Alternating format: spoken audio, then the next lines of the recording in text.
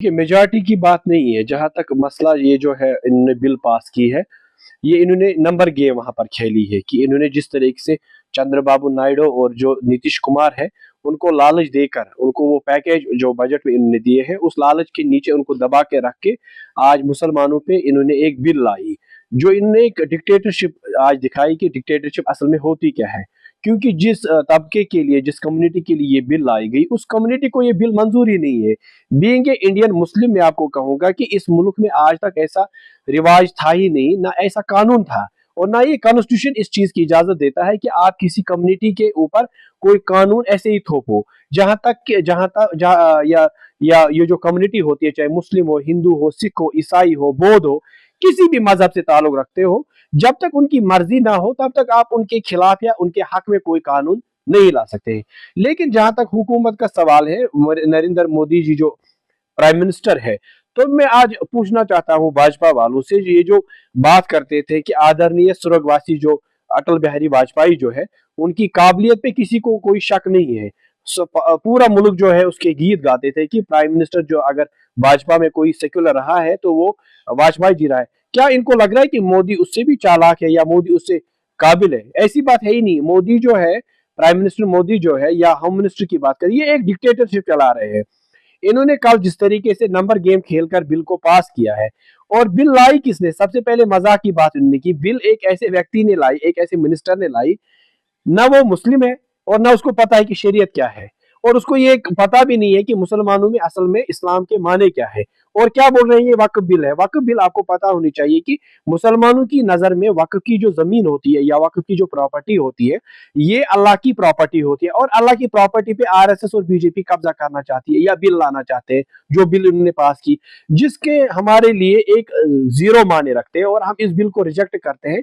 और इस बिल की कोई हैसियत है ही है हमारे सामने, अगर ये 1000 मरतबा भी ये बिल पास करे, इस बिल की कोई हैसियत नहीं है हमारे पास।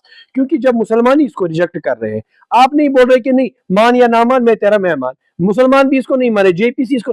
आप कल नोटिस मैंने किया, हरसिमरत कौर बादल जो है, जिस तरीके से उसने तकरीर की कल पार्लियामेंट में, ऐसा लग रहा है कि इसने इस्लाम शायद जाना है, इसको पता है कि इस्लाम क्या है। देखिए, एक हिंदू कैसे या एक नॉन मुस्लिम कैसे आपको बता सकता है कि ज़कात क्या है, उशुर क्या है, सदका क्या है, नियाज जो हम देते हैं वो क्या है, ये या जो शिया मुस्लिम हमारे हैं वो खुम्बस निकालते हैं, और उनको पता है थोड़ी ये चीजें किस लिए इस्तेमाल होती है। लेकिन आप बोलते हो नहीं भाई, आप कुछ भी कहो लेकिन हम आपका फैसला करेंगे। और जहां तक इन्होंने कल होम मिनिस्टर ने ये कहा, या जो मंत्री इनके बोल रहे थे कि प्रैक्टिसिंग और नॉन प्रैक्टिसिंग मुस्लिम, यानी अब नॉन मुस्लिम तय करेगा कि प्रैक्टिसिंग मुस्लिम कौन है और नॉन प्रैक्टिसिंग क्या है।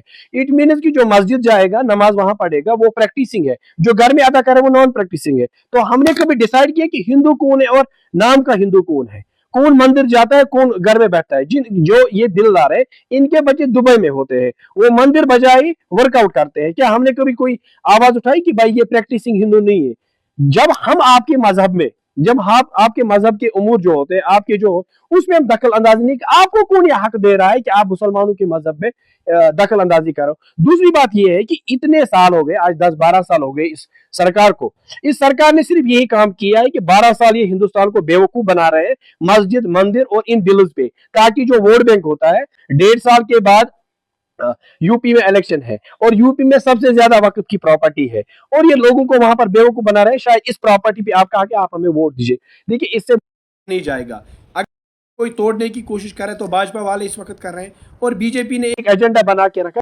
आप सवाल कीजिए ना, मीडिया वाले इनसे सवाल नहीं कर पा रहे हैं, ये मीडिया इनसे डर रही है शायद। आप मुझे बताएं, आपके 240 एमपी से एक एमपी दिखा जो मुस्लिम है, या एक एमपी जो है जो आपका मंत्री है, किसी को आपने नहीं मंत्री नहीं बनाया। आपके दो वहां पर ऐसे बोलचाल रख रहे थे, वो मुस्लिम, वो अंसारी और वो शहना हुसैन, वो तो उन बेचारों का आज अता पता नहीं है, डाकिया डाक लाया जैसे बोलते हैं ना, आज वो भी नहीं पता है उनका डाक टिकट आता है कि नहीं आता है। अब ये मुल्क को समझना चाहिए, जैसे कल हिंदू जो मुसलमान, ये हिंदू जो हमारे मुल्क में जिस तरीके से उन्होंने एकता दिखाई, कल मुसलमानों के हक में खड़े हो गए। देखो, परसों इनने बोला सड़क पे नमाज नहीं पढ़ सकते हो, लेकिन जयपुर में आपने देखा हिंदू फूल भी बरसा रहे थे सड़क पे मुसलमानों के लिए। तो हर किसी की सोच एक नहीं है। भाजपा की जो सोच जो है वो मुल्क को तोड़ने वाली सोच है, और इसको नेशनलिटी नहीं कहते हैं, इसको हम डिक्टेटरशिप कहते हैं। हम सब जो यहाँ पर सेक्युलर थॉट रखते हैं, उनको ये बात समझनी चाहिए कि इससे मुल्क को खतरा है और इस बिल को आज नहीं, कल नहीं, परसों नहीं, हम सफाई अव्वल से इसको रिजेक्ट करते आ रहे हैं और रिजेक्ट करेंगे। और जिस तरीके से आज कांग्रेस ने भी कहा है और तृणमूल कांग्रेस ने कहा, इवन तमिलनाडु के सीएम को मैं सल्यूट करना चाहूंगा जिसने कहा हम सुप्रीम कोर्ट जाएंगे और जो भी सुप्रीम कोर्ट में इस बिल को लेगा उसको हम 110% समर्थन देंगे और उसको सपोर्ट करेंगे। चीजें हैं, एक तो यह है कि हुकूमत चुनी हुई हुकूमत है, एमएलए जो है उनको वोट मिले हैं।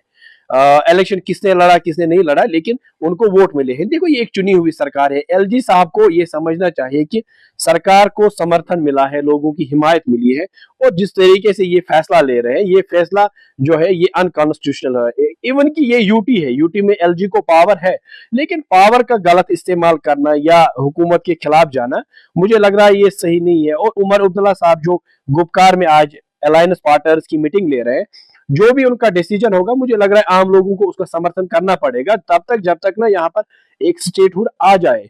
इस वक्त हम उमर अब्दुल्ला या उसकी सरकार को कसूरवार नहीं ठहरा रहे क्योंकि ये यूटी है। जब आपके पास इख्तियार ही नहीं है, अब कम से कम ये है कि आपके पास नुमाइंदे हैं, वहां तक हम जाते हैं, वो आवाज उठाते हैं।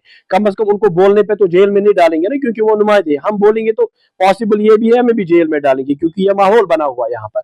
दूसरी बात, वहीदुर रहमान पारा जिस तरीके से तनकीद कर रहा है, मुझे लग रहा है उसकी सोच ही ऐसी बनी हुई है क्योंकि पीडीपी एक ऐसी पार्टी है जिसने बीजेपी को यहाँ का सेक्रेटरीट का दरवाजा दिखाया। सेक्रेटरीट के जो ऑफिस है वो पीडीपी ने बीजेपी के हवाले किए और आज जो तनकीद कर रहे हैं उनको अपने किए हुए पर तनकीद। देखिए इसको मैं कहूंगा, एक शार मुझे याद आ रहा है, देखें ऐसे शगुफे भी हमने कि लम्हों ने खता की सदियों ने सजा पाई। पीडीपी ने गलती की, अब आप बीजेपी को यहां से हटाओगे, वो निकलने वाली नहीं है। लेकिन लाया किसने?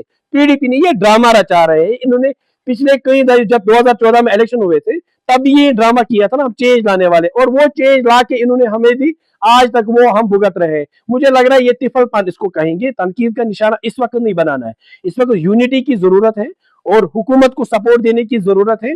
जो भी डिसीजन होगा वो पब्लिक के हिमायत में होगा क्योंकि even I don't like NC, मुझे नेशनल कॉन्फ्रेंस से दूर दूर तक कोई ताल्लुक नहीं है, लेकिन जिस तरीके से हम इस वक्त उलझे उलझे हुए हैं, मुसीबतों में उलझे हुए हैं, उस वक्त हमें यूनाइट होने की जरूरत है।